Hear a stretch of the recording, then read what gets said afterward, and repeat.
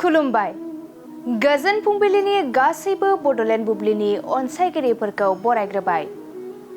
दिनै 11 जुलाइ बृहस्पतिबारनि फानजामुथिखौ फरायथिनो लादों आं उदांस्रि मोसाहारि। फानजामुथिनि गिबियाव दं मेष राशि। बर्डआ दा जोबोरैनो गाज्रि जागोन।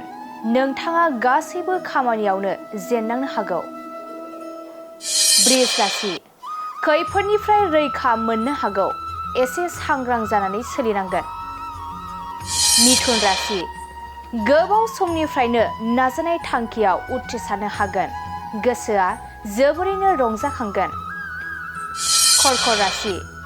जेबो मावनो दांनो गोसो जानाय नङा। मोनसे जायगायावनो गोग्लैसोना थानो गोसो जागोन। सिंह राशि। गावनि आंगो लोगोजों सोमोन्दोआ गोरा जागोन। अनलायना थानो हागोन। कन्या राशि। गावनि गोरोन्थियावनो मावनो लानाय खामानियाव हेंथा फैगोन। सानै हयै हाबा मावनाया मोजां। तुला राशि। माबा मोनसे हास्थायना थानायखौ मोनफुंनो हागौ। रंजा खुसिजोंनो साना बारलांगोन। वृश्चिक राशि। माबा मोनसे हाबा मावनो खाबु मोननो हागौ। गोसोखौ थुलुंगाखांनाय मोनगोन। धनु राशि। गोसोआव गोथार साननाया फैगोन। गुबुनखौ मोजां गियान होगोन। मकर राशि। सावस्रिया जोबोरैनो मोजां जागोन। थांना थानायनि गोदान मिजिं मोनगोन।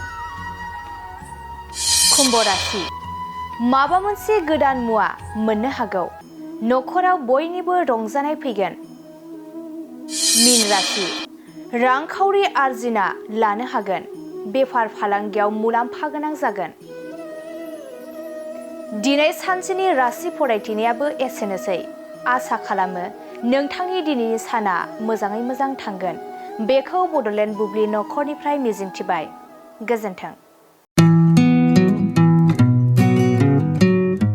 मोनसे फोसावथाय नोंथांमोननि थाखाय मोनसे गोजोनथाव खौरां लानानै फैदों।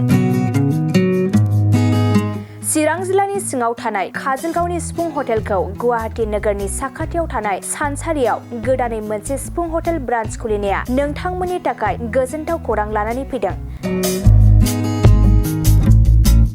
नोंथाङाबो जुदि गुवाहाटीयाव थायोब्ला एबा गुवाहाटी नोगोराव दावबायहैनाय समाव बर'नि दोरोङारि ओंख्रिखौ जानो लुबैयोब्ला गुवाहाटी नोगोरनि साखाथियाव थानाय सानसारियाव गोदानै बेखेवनाय सिफुं हटेलाव थांनानै जाहैनो हागोन। बे सिफुं हटेलाव नोंथाङा बाङाय बेसेनावनो बर'नि गोबां गुबुन गुबुन दोरोङारि जाग्रा ओंख्रिफोरखौ मोननो हागोन। अनला दाउ, सबाय दाउ, अमाजों नारजि, मैथा अमा, ना बाथोन, थारुन ना, थारुन अमा आरो गोबां बायदि बायदि बर'नि ओंख्रिखौ बे बर'नि सिफुं हटेलाव मोननाय जायो। सोरबाफोर जुदि बे सिफुं हटेलाव बर'नि संनाय खावनायखौ जानो थाखाय सिगांग्रो अर्डार हरनोब्ला नैबे 9864747796 9954772037 जामबुं नम्बराव कल खालामनानै बुकिं खालामहरनो हागोन।